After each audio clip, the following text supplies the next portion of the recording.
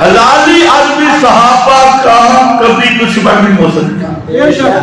صحابہ کا دشمن ہوگا مدے سٹور کی پیداوار. جس مذہب میں صحابہ کی دشمنی آئی اسی سٹور سے جس مذہب میں زنا سب سے اونچی عبادت ہے. زنا کا نام رکھ دیا مدہ شدید.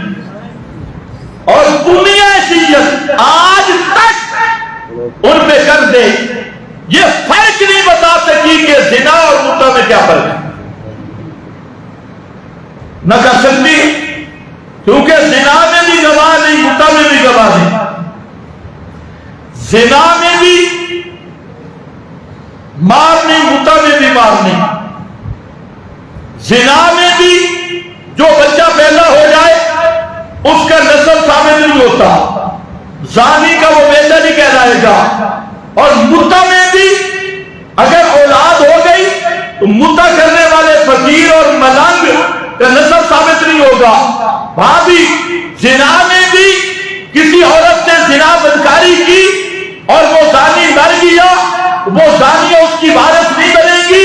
مدہ میں بھی اگر یہ مدہ باز مر گیا تو وہ مدہ ذاتی جو ہے وہ اس کی وارث نہیں بنے گی. نہ وراثت زنا میں چلتی ہے نہ مدہ میں, نہ نسب زنا میں چلتا ہے نہ مدہ میں. اور یہ جتنے شرعی احکام ہیں نہ زنا میں ہے نہ مدہ میں, یہ سب برابر ہے. دنیا شیعت مر سکتی ہے, زنا اور مدہ میں فرق نہیں کر سکتی.